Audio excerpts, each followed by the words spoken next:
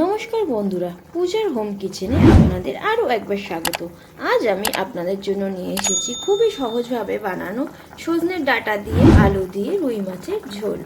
এখানে 4 পিস রুই মাছ নিয়ে নিয়েছি। রুই মাছটা ভালো করে ধুয়ে নিয়েছি। এর মধ্যে নুন, হলুদ দিয়ে মাছটাকে মাখিয়ে নেব।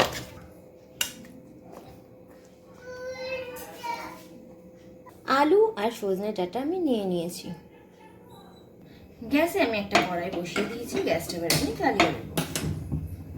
কড়াইটা আমার গরম হয়ে গেছে, এতে আমি সর্ষের তেল দিয়ে দেব। তেলটা আমার গরম হয়ে গেছে, এতে এক এক করে আমি মাছগুলো ছেড়ে দেব।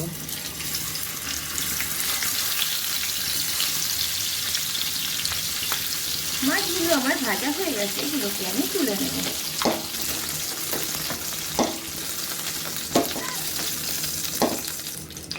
কড়াইয়ের মধ্যে এবার আমি সজনে ডাঁটাগুলো দিয়ে দেব।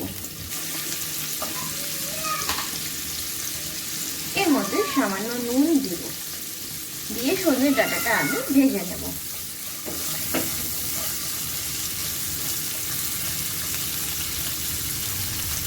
সজনে ডাঁটাগুলো আমার ভাজা হয়ে গেছে, এগুলোকে এবার আমি তুলে নেব। কড়াইয়ের মধ্যে আমি 1 চামচ জিরে, একটা তেজপাতা দিয়ে দেব। এর মধ্যে আমি আলুগুলো দিয়ে দেব। আলুগুলোকেও আমি হালকা করে ভেজে নেব।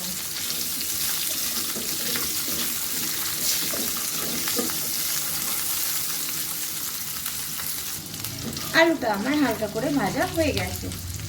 এর মধ্যে আমি আদা বাটা দিয়ে দিলাম, দিয়ে একটু কষিয়ে নেব।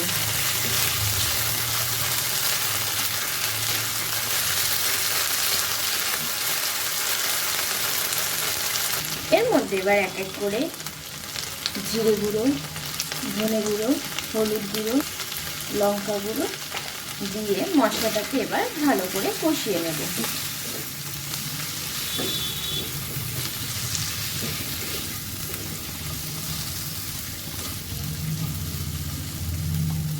এর মধ্যে টমেটো কুচি, কাঁচা লঙ্কা চেরাও দিয়ে দিলাম, দিয়ে আমি সামান্য জল দেব, দিয়ে আর নুনটাও দিয়ে দিলাম। এটাকে এবার আমি ভালো করে কষিয়ে নেব।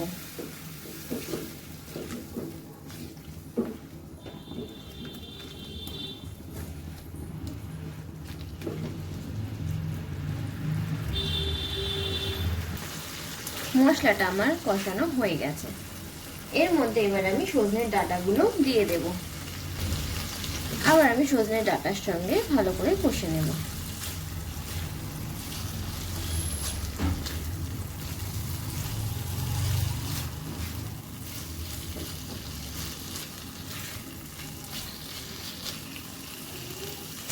সজনে ডাঁটাটা দিয়েও আমি ভালো করে কষিয়ে নিয়েছি।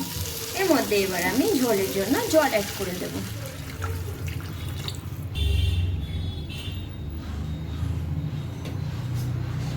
এটাকে এবার আমি ঢাকা দিয়ে দেব।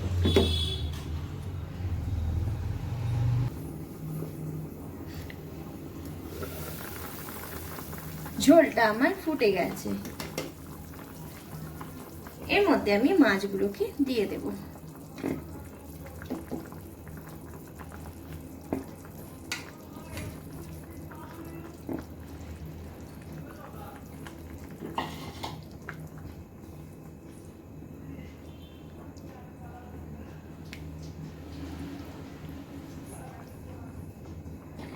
এটাকে আমি আবারও ঢাকা দিয়ে দেব।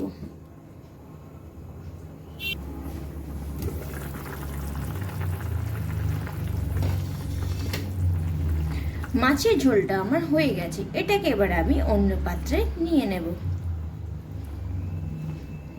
তৈরি আমার সজনের ডাঁটা দিয়ে আলু দিয়ে রুই মাছের ঝোল। আপনাদের যদি এই ভিডিওটি ভালো লেগে থাকে তাহলে প্লিজ লাইক, কমেন্ট, শেয়ার করবেন। আপনারা যদি আমার চ্যানেলে নতুন হন প্লিজ সাবস্ক্রাইব করে আমার পাশে থাকবেন। নমস্কার।